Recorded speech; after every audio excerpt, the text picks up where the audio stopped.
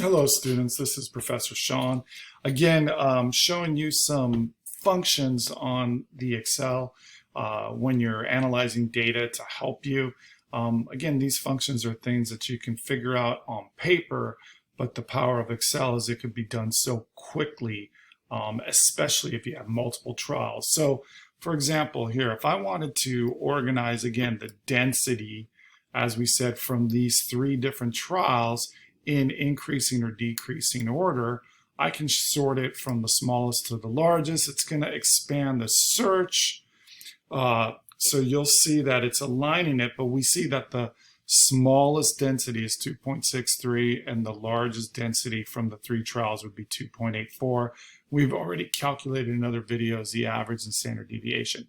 So right now, to determine what was the maximum density is easy. I could see it's 2.84. Now, if I had 100 trials and I didn't sort it from maximum to minimum, there is a maximum function. And it's nice to have that maximum function in a cell because later, if you need to do range and things like that, for graphing, it's really useful to see what your range is.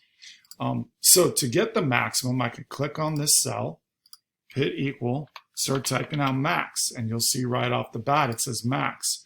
Then I can highlight the cells.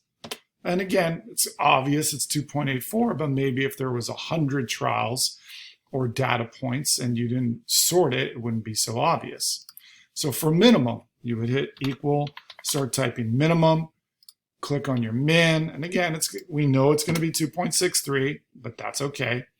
But the nice thing now that we did this, if we wanted to do the range and we have maximum and minimum, I can just hit an equal function, hit equal, click on the cell with my maximum value and subtract from the cell with my minimum value.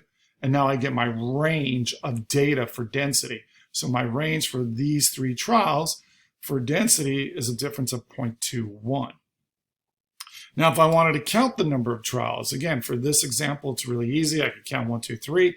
But what if I had all these trials and I just want to highlight everything really fast? Well, that's the power of Excel. I could go over here.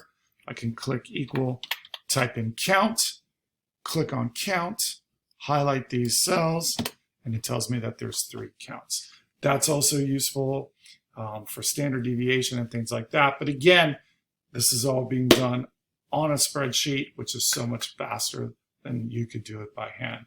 So I hope you enjoyed the video, and thanks for watching.